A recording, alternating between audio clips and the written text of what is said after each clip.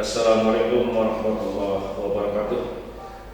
Alhamdulillahirrahmanirrahim. Salatu wassalamu ala asyrofil anbiya'i wal mursalin wa ala alihi wa sahbihi ajma'in, amma ba'du. Qala Allah ta'ala bil Qur'anil Karim wa huwa asdaqul qailin. Rabbi shrah li sadri wa yassir li amri wa hlul 'uqdatam min lisani yafqahu qawli. Amma ba'du. Syukur kepada kita panjatkan kehadirat Rabbi. Pagi ini kita masih diberikan kesehatan oleh Allah Subhanahu wa taala sehingga beraktivitas kembali di SMK 8. Salawat serta salam semoga Allah limpahkan kepada junjungan kita Nabi Muhammad sallallahu alaihi wasallam. Anak-anak sekalian kelas 10, selamat datang di SMK 8 Pandeglang yang telah terpilih sebagai siswa-siswi yang terbaik untuk mengenyam pendidikan di SMK 8 Pandeglang. Pada kesempatan ini, perkenalkan nama saya Juli SAG MPD sebagai Wakasek Kesiswaan SMK 8 yang dipercaya oleh SMK 8 untuk memberikan materi pendidikan karakter. Mengapa pendidikan karakter ini sangat sangat dibutuhkan untuk mencapai keberhasilan belajar siswa? Individu yang berkarakter adalah individu yang biasa membuat keputusan dan sikap untuk mempertanggungjawabkan setiap akibat dari keputusan yang telah dibuat. Siswa kisaran antara 15 sampai 17 tahun merupakan anak yang memasuki transisi perubahan pada saat sekarang ini yang disebut dengan menuju remaja, bagaimana menunjukkan jati dirinya sebagai berperilaku dengan membentukkan karakter bagi para siswa agar kelak menjadi warga masyarakat yang berkepribadian yang baik, memiliki akhlakul karimah. Sebagaimana keteladanan yang dicontohkan oleh Rasulullah SAW, innama bu'istu liutammima makarimal akhlak. Sesungguhnya kata Rasulullah, aku diutus ke dunia ini untuk menyempurnakan budi pekerti yang baik. Oleh karena itu, karakter inilah salah satu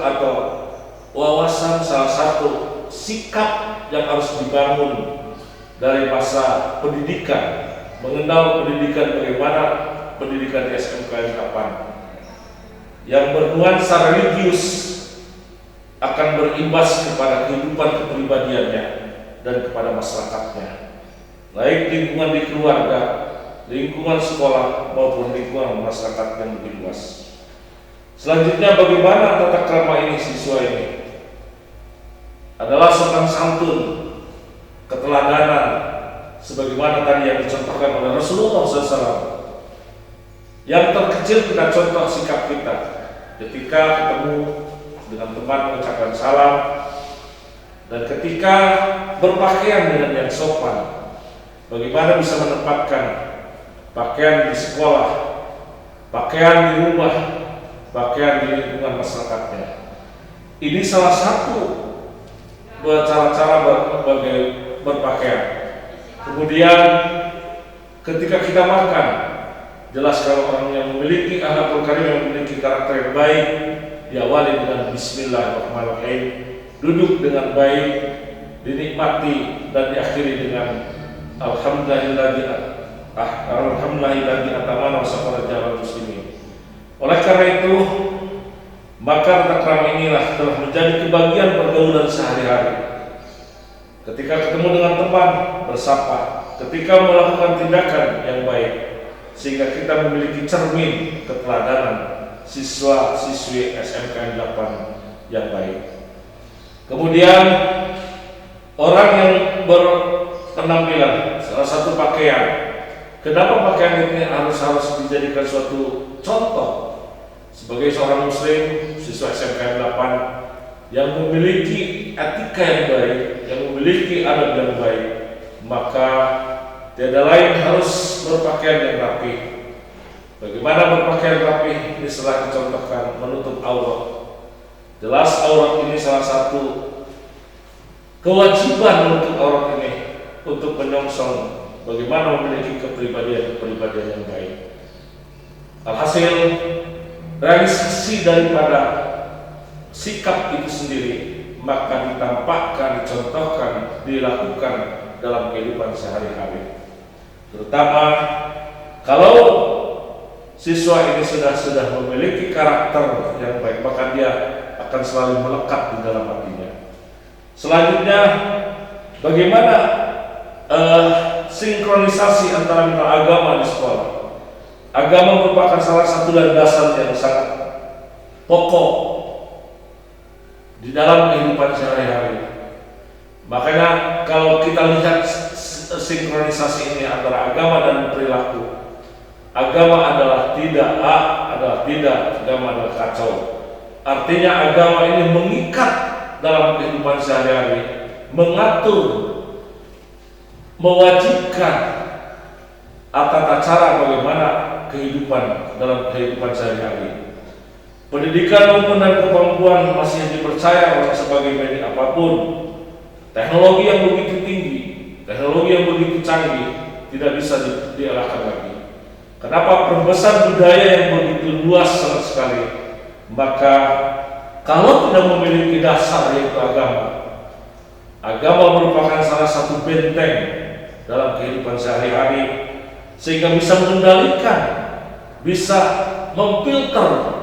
Apabila orang itu sudah beragama, maka dia memiliki hak dan kewajiban yang dicontohkan oleh Rasulullah SAW. Di usia remaja sekarang ini, banyak yang tergunjang-ganjingnya kehidupan manusia karena tidak terbimbing oleh orang tuanya, keluarganya yang terjadi berkenung, berakibat perceraian, kekerasan di dalam rumah tangga, sehingga anaknya akan mengadu ke siapa. Kalau dia memiliki agama, maka dia akan memiliki sikap kemandirian yang bisa melahirkan ke depan pemimpin-pemimpin yang memiliki wawasan yang luas.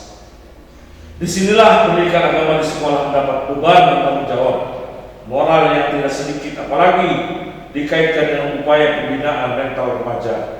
Usia remaja dengan bergejolak kejiwaan yang berimbas pada perkembangan mental, pemikiran, emosional, kesadaran sosial, pertumbuhan moral, sikap dan kecenderungan serta akhirnya turut mewarnai sikap keberagaman yang dibuat pola indah. Pada usia remaja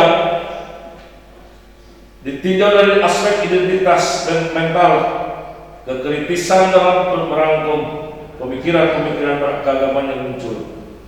Oleh karena itu, kejenuhan dan kebosanan mengikuti uraian-uraian yang disampaikan guru. Apalagi kita di sekolah umum harus memiliki keserasian, harus memiliki keseimbangan antara iptek dan intak. Kalau iptek itu adalah jelas sudah tidak bisa dipungkiri akan lebih maju, dan kalau intak ini adalah sebagai pengendali untuk melahirkan generasi-generasi yang memiliki karakteristik, yang memiliki attitude, yang memiliki kewibawaan didasari dengan agama, sehingga dicontohkan oleh kita sendiri ketika di sekolah SMK 8 waktu duhur maka aktivitas semua dihentikan dan mengikuti sholat berjamaah di musola yang telah tersedia. Makanya fasilitas keagamaan di sekolah SMK 8 alhamdulillah sudah terwujud. Tinggal bagaimana mengisinya oleh generasi-generasi terutama kelas 10 SMKN 8. Sekali lagi saya ucapkan selamat datang di SMKN 8. Oleh karena itu, sebenarnya akan permasalahan yang timbul pada pribadi-pribadi kita ini sebenarnya tidak ada jawaban kecuali Allah yang akan memberikan petunjuk. Ihdinas shiratal mustaqim. Tunjukilah kepada jalan yang lurus, jalan yang diridhai oleh Allah Subhanahu wa taala. Maka hal-hal yang tersebut kita tidak bisa pungkiri pada saat-saat sekarang ini. Transisi, bahkan istilahnya dilihat dari segi masjid-masjid yang telah dibangun sebagai fasilitas untuk kerohanian, tetapi kadang-kadang kosong. Sementara pasar-pasar, mal, dan tempat-tempat hiburan, kafe dan sebagainya adalah penuh. Padahal di waktu-waktu tertentu kita harus bisa membagi waktu antara bagaimana kewajiban kita terhadap diri kita sendiri, terhadap orang tua, dan terhadap Allah Subhanahu wa Ta'ala. Oleh karena itu, ambil dari segi positifnya, bagaimana agama ini bisa mengendalikan terutama hawa nafsu. Banyak orang-orang yang hamil di luar nikah akibat pergaulan bebas, sehingga orang tua tidak bisa mengkontrol bagaimana kehidupan sosialnya di tengah-tengah globalisasi ini, di tengah-tengah teknologi ini. Maka agamalah yang akan bisa mengendalikan, agamalah yang akan bisa mengontrol diri sendiri maupun keluarga itu sendiri. Jawaban dari permasalahan-permasalahan di atas maka kembali kepada sosok guru agama sebagai teladan di sekolah itu. Apabila guru agama memberikan metodologi, bahkan bisa membimbingnya, mengarahkannya, maka seluruh kehidupan warga SMK 8 akan menjadi murid-murid atau siswa-siswa yang memiliki keteladanan dan karakteristik yang baik. Pentingnya guru menjadi teladan dalam kehidupan sehari-hari. Bukan tugas guru agama saja, melainkan seluruh guru yang mengampu mata pelajaran yang imbasnya dilandasi dengan iman. Salah satu yang penting yang tidak boleh diabaikan oleh para guru agama, sekolah itu materi pelajaran agama yang disampaikan di sekolah sunatnya selalu diorientasikan pada kepentingan remaja. Seorang guru agama yang harus bias menanam keyakinan apa-apa yang disampaikan bukan demi kepentingan sekolah atau kepentingan guru agama, melainkan demi kepentingan dakwah. Untuk membimbing dakwah itu, maka dalam dakwah di mana saja dan kapanpun saja, dalam kondisi apapun, maka dakwah itu harus disampaikan. Apa yang harus disampaikan kepada diri kita sendiri, kepada orang lain, sesuai dengan tuntunan agama. Maka barometer yang akan diserap dalam kehidupan sehari-hari, bagaimana penyampaian materi pembelajaran agama.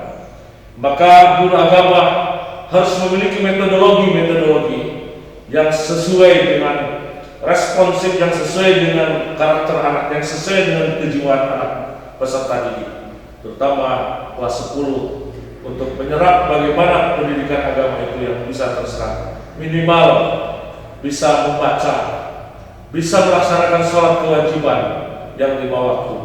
Makanya guru agama harus banyak mempertimbangkan, harus banyak melihat bagaimana metodologi penyampaian terutama yang bisa diserap oleh anak-anak yang masih remaja.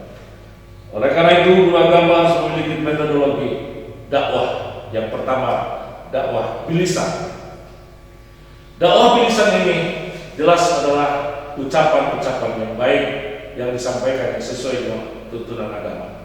Kemudian perilaku keteladanan sebagaimana yang dicontohkan oleh Rasulullah SAW. Sehingga keteladanan inilah yang dalam kehidupan sehari-hari realisasi daripada sholat, realisasi daripada kehidupan itu. Maka dilibatkan dalam permasalahan yang terdapat materi pengajaran agama di sekolah. Namun tidak semestinya, tidak seluasnya untuk menjadikan guru agama sebagai tolak ukur. Maka guru-guru yang lain pun harus memiliki tanggung jawab bersama. Oleh karena itu, saya sebagai guru dan diberikan tugas sebagai wakasek kesiswaan, mudah-mudahan sekolah ini menjadi baik dan menjadi bagus. Apa yang saya sampaikan dengan bermanfaat bagi saya sendiri dan bagi kita semua. Terima kasih, selamat datang di SMK 8 kelas 10. Semoga menjadi siswa yang terbaik. Hadirin Allah yang ajmain, kalau itu baik dari saya sendiri, dari Allah Subhanahu wa Ta'ala, kalau itu salah saya sebagai manusia biasa. Usikum wa nafsi bi taqwallah wa minkum. Wassalamualaikum warahmatullahi wabarakatuh.